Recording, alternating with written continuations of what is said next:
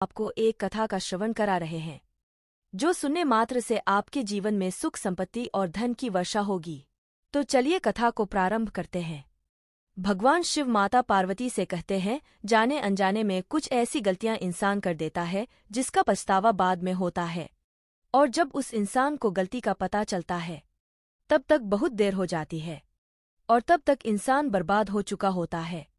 तब माता पार्वती पूछती है, आखिर वो कौन कौन सी गलतियां जो इंसान को पता नहीं है, जो उस इंसान को बर्बाद कर देती है।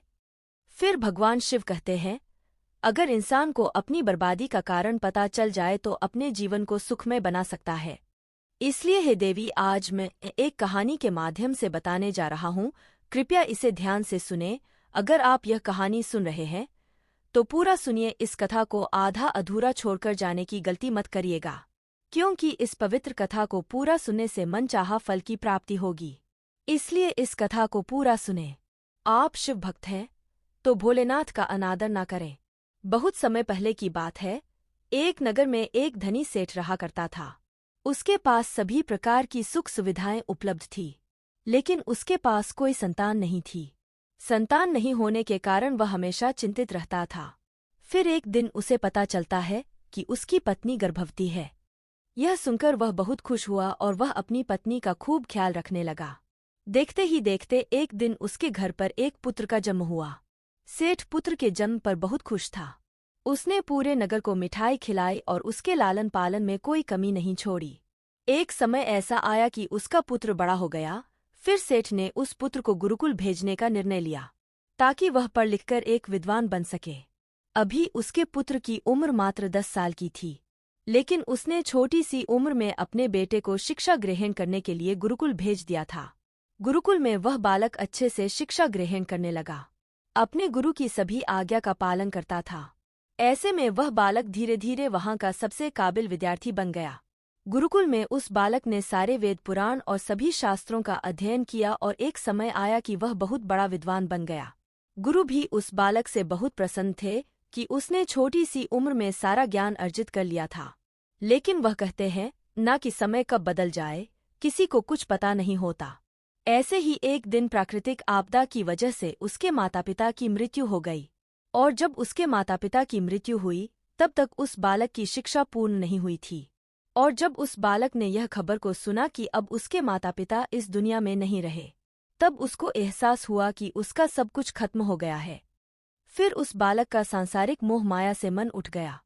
फिर उस बालक ने निश्चय किया कि वह गुरुकुल से शिक्षा पूर्ण करने के बाद अपना संपूर्ण जीवन लोगों की भलाई में व्यतीत करेगा। और फिर जब उस बालक की शिक्षा पूर्ण हो गई, उसके बाद वह बालक सन्यासी बन गया और वह सांसारिक वस्तुओं से दूर जंगल में चला गया। जंगल में जाकर उसने वहां लंबे समय तक तपस्या की। तपस्या पूर्ण करने के बाद वह सन्यासी बन गया। फिर उस सन्यासी ने लोगों को शिक्षा देना आरंभ कर दिया। समय के साथ उस सन्यासी की चर्चा चारों तरफ होने लगी और दूर दूर से लोग उसके पास शिक्षा ग्रहण करने आने लगे, और बहुत से लोग उनके पास अपनी समस्याओं का समाधान खोजने के लिए भी आने लगे। सन्यासी सभी लोगों की समस्याएं बड़ी आसानी से सुलझा लेता, जिस वजह से वह वहां के पूरे राज्य में प्रचलित हो गया था। लेकिन जिस नगर में वह रहते थे, उस नगर का राजा एक दुष्ट व्यक्ति था। जब राजा को उस सन्यासी के बारे में पता चला तो उसने उस सन्यासी से मिलने का निश्चय किया। अगली सुबह वह राजा अपने महल से निकलकर उस सन्यासी से मिलने के लिए निकल गया, और फिर वह उस कुटिया पर पहुंच गया। वहां पहुंचकर जब राजा ने उस सन्यासी को देखा तो वह देखता ही रह गया। उसके चेहरे पर एक अलग ही तेज था। जब वह सन्यासी के पास पहुंचा तो उसे भी अपार शांति का अनुभव हुआ। उस राजा ने उस सन्यासी को प्रणाम किया और उनके पास बैठ गया और उससे वार्तालाप करने लगा। वह राजा पहली ही मुलाकात में उस सन्यासी के व्यक्तित्व से इतना प्रभावित हुआ कि उसने उसी समय से अच्छाई की राह पर चलने की ठान ली, और मन ही मन सोचने लगा कि इतनी छोटी सी मुलाकात में यह सन्यासी मुझे इतना बदल सकता है, तो अगर यह हमेशा मेरे साथ ही रहने लगा तो मेरी तो जिंदगी बदल जाएगी। यही सोचकर राजा सन्यासी से अपने महल चलने के लिए आग्रह करने लगा। राजा का आग्रह सुनकर सन्यासी मान गया और वह राजमहल चलने को तैयार हो गया। फिर राजा सन्यासी को लेकर राजमहल की ओर चल दिया। राजमहल पहुंचने पर राजा ने सन्यासी का खूब आदर सत्कार किया, और उसके बाद राजा ने सन्यासी को भोजन करवाया। भोजन के पश्चात सन्यासी ने राजा को धन्यवाद दिया और राजा से जाने की आज्ञा मांगी। यह सुनकर राजा ने कहा कि आप हमारे बगीचे में जब तक चाहे तब तक रह सकते हैं। आपको यहाँ पर किसी भी प्रकार की कोई असुविधा नहीं होगी और आप यहाँ रहेंगे तो हमारी प्रजा को भी अच्छा लगेगा और हमें भी अच्छा लगेगा। यह सुनकर सन्यासी राजा का प्रस्ताव स्वीकार कर लेता है। उसके बाद राजा ने सेवकों से कहा कि सन्यासी महाराज के लिए बगीचे में रहने का, खाने का और वस्त्र आदि का प्रबंध किया जाए।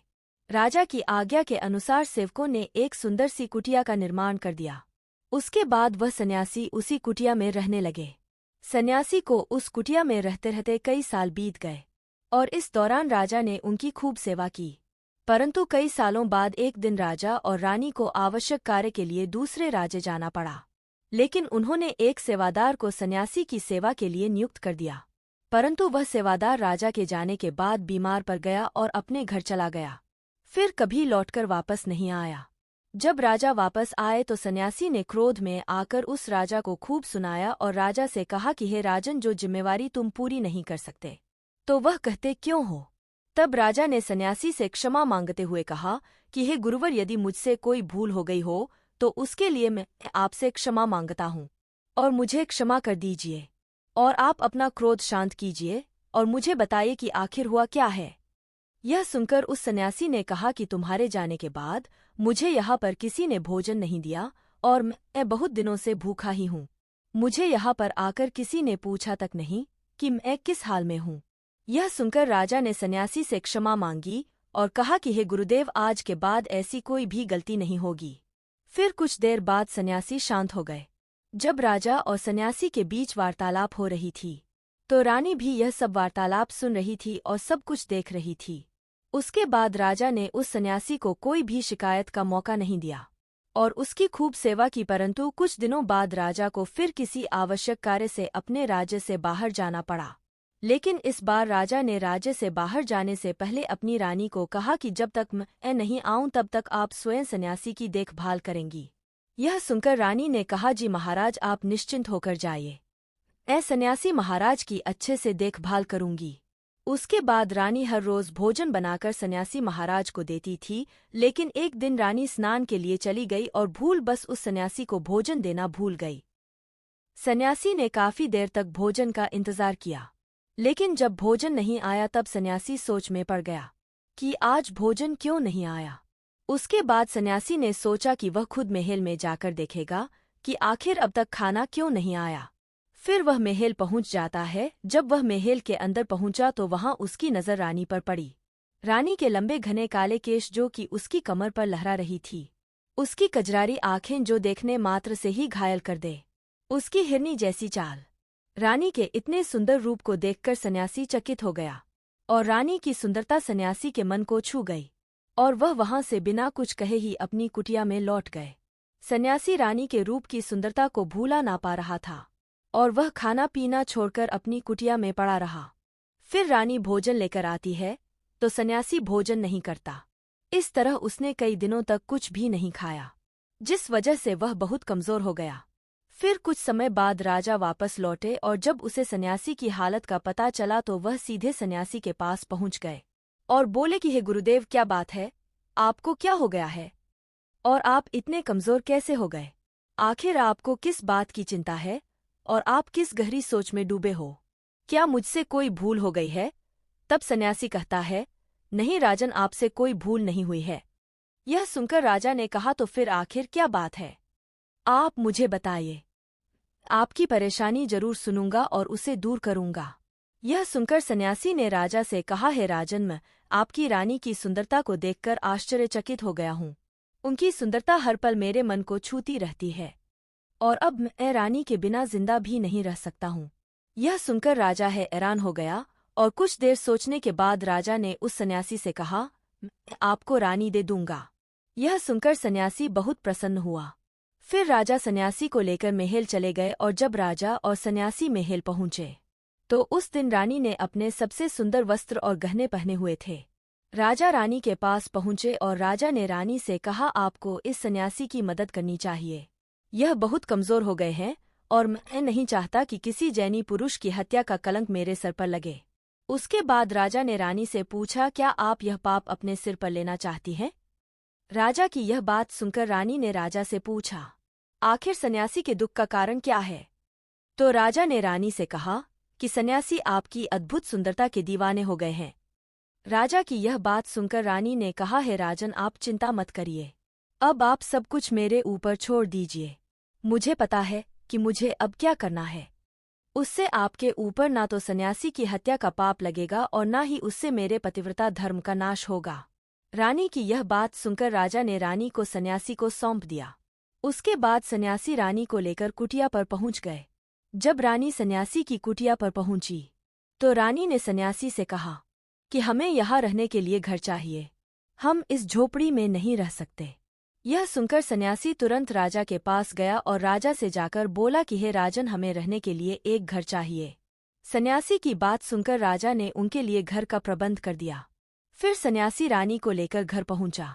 जब रानी सन्यासी के साथ उस घर पर पहुंची तो रानी ने सन्यासी से कहा कि यह घर तो बहुत गंदा है और इसकी हालत बहुत खराब है, इस घर में नहीं रह सकती। यह सुनकर सन्यासी फिर से राजा के पास गया और राजा के पास जाकर बोला कि हे राजन, जो आपने हमें घर दिया है उस घर की हालत बहुत खराब है। सन्यासी की बात सुनकर राजा ने उस घर की हालत ठीक करवा दी। उसके बाद फिर रानी घर के अंदर गई और नहा धोकर बिस्तर पर आ गई। फिर सन्यासी भी बिस्तर पर आ गया।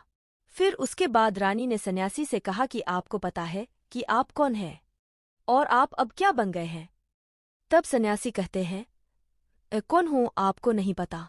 तब रानी कहती है, आप एक महान सन्यासी थे जिसके लिए राजा ने स्वयं सारी जरूरत की वस्तुएं उपलब्ध करा दी थी, जिसके पास लोग दूर दूर से ज्ञान ग्रहण करने आते थे, जो लोगों को सत्य की राह दिखाया करते थे, जो लोगों की समस्याओं का समाधान करते थे, जिनको सभी लोग एक गुरु मानते थे, जिनको सब भगवान के रूप में पूजा किया करते थे। और आज आप वासना के कारण मेरे गुलाम हो गए हैं। रानी की यह बात सुनकर उस सन्यासी को एक झटका लगा और उसे महसूस हुआ कि वो तो एक सन्यासी है और वो यह सब क्या कर रहा है। वो तो यह सारी सुख सुविधाओं को छोड़कर शांति की तलाश में जंगलों में चला गया था। जब सन्यासी को शुद्ध बुद्ध आई तो वह जोर जोर से रोने लगा और चिल्लाने लगा और रानी से कहने लगा कि मुझे क्षमा कीजिए महारानी, यह क्या करने जा रहा था, अभी आपको राजा को सौंप कर आता हूँ। सन्यासी की यह बात सुनकर रानी सन्यासी से प्रसन्न हुई और सन्यासी से कहने लगी कि महाराज, मेरे मन में एक प्रश्न उठ रहा है, कृपया मेरे प्रश्न का उत्तर दीजिए। रानी की बात सुनकर सन्यासी ने कहा कि पूछो, तुम्हारा क्या प्रश्न है। फिर रानी ने कहा कि जब आपको उस दिन भोजन नहीं मिला तो आप बहुत क्रोधित हो गए। तब मैंने आपका यह रूप पहली बार देखा था और तभी से मैं आपके व्यवहार में परिवर्तन महसूस कर रही थी। ऐसा क्यों हुआ महाराज, आखिर आपको इतना क्रोध क्यों आया?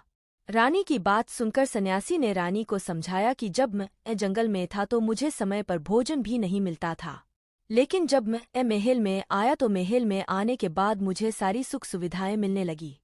फिर मैं इन सभी सुख सुविधाओं के मोह में फंस गया और मुझे इसके प्रति लगाव उत्पन्न हो गया और फिर मुझे इसको पाने का लालसा उत्पन्न हो गई और जब मुझे यह नहीं मिला तो मेरे अंदर क्रोध उत्पन्न हुआ। फिर रानी कहती है, हे महाराज, सच तो यह है कि अगर इच्छा पूरी नहीं हो तो क्रोध उत्पन्न होता है और अगर इच्छा पूरी हो जाए तो लालच बढ़ जाता है। फिर सन्यासी ने रानी से कहा, यह इच्छा की पूर्ति ही मुझे वासना के द्वार तक लेकर आई है और आपके प्रति आकर्षित हो गया। इसके बाद वह सन्यासी रानी को लेकर राजा के पास गया और बोला, हे राजन, मुझे क्षमा कर दीजिए, मुझे अपनी गलती का एहसास हो गया है। यह आपकी रानी है, मुझे यह सब नहीं चाहिए। मैं अपनी इच्छा के वशीभूत होकर यह गलत कार्य करने जा रहा था और अपने जीवन को बर्बाद कर रहा था, लेकिन अब मुझे सब कुछ समझ आ गया है। फिर उसके बाद सन्यासी प्रवचन देने लगते हैं, हे राजन, मनुष्य की बर्बादी के कारण उसकी 4 आदत होती हैं और दुनिया के हर एक व्यक्ति के अंदर यह 4 अवगुण होते हैं, लेकिन जो व्यक्ति इन पर नियंत्रण पा लेता है वह दुखों और परेशानियों से बच जाता है, और वहीं जो व्यक्ति इन 4 दोषों पर नियंत्रण नहीं कर पाता है वह बर्बाद होने के कगार पर पहुंच जाता है।